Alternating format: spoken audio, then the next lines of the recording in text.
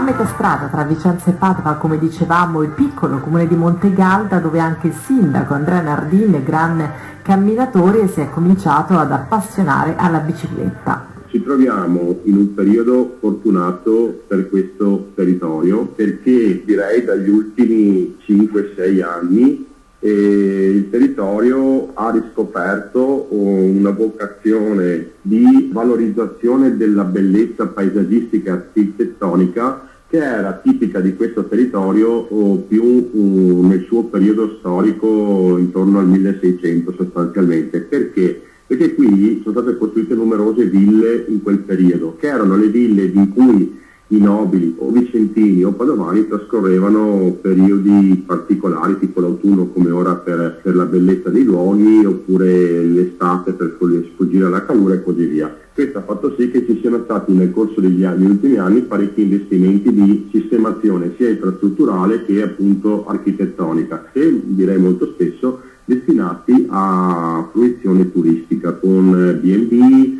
country house, alloggio comunque per queste persone che invece sono arrivate a Montegalda grazie alla infrastrutturazione e alla posizione anche in questo caso logistica che ha, perché siamo in un triangolo sostanzialmente, perché noi siamo vicini a Padova e a Vicenza e quindi abbiamo la possibilità per i turisti di venire a soggiornare da noi, poi la mattina prendono il treno, prendono la bici, prendono la macchina e vanno o a Padova o a Vicenza o a Venezia o a Treviso. Siamo attraversati dalla ciclabile che unisce Vicenza a Padova o Padova a Vicenza, perché non dimentichiamo che è attraversata in entrambi i lati, e sono tra l'altro belli perché viaggiano quasi prevalentemente su sommità arginale e quindi al di fuori del traffico. Questo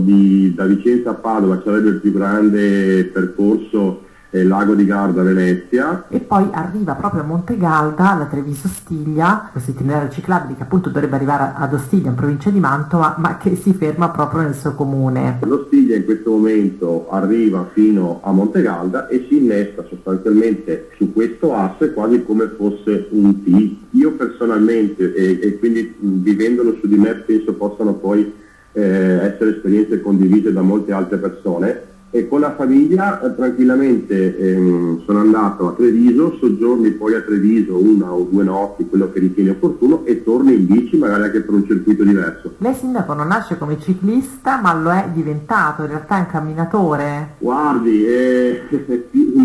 non nativo, nel senso che io amo molto di più camminare a piedi. E io sono, come dire, un ciclista di seconda generazione, nel senso che ho iniziato ad apprezzare proprio perché ci sono queste piste ciclabili, questo mondo, e quindi una mobilità diversa e anche una forma di fruizione delle città diversa, quindi andare a Piazzola in bici, andare a Vicenza in bici, andare in Padova in bici. Sono esperienze per me nuove ma molto piacevoli. Devo dire che è quella che sto vivendo come neociclista, una bella avventura insomma, però sono ai primi, non si dice neanche ai primi passi, alle prime pedalate. Quali sono i luoghi da visitare a Montegalda e dintorni? Montegalda abbiamo sicuramente il castello, che grazie alla disponibilità della famiglia Sorlini negli ultimi anni è stato riaperto, in collaborazione con un'associazione di valorizzazione culturale del territorio che si chiama Memorabilia. Abbiamo il Museo Veneto delle Campane, che è il museo di campane più grande d'Europa, tra l'altro sito nella residenza di Antonio Fogazzaro, in cui Antonio Fogazzaro ha ambientato Piccolo Mondo Moderno. Abbiamo poi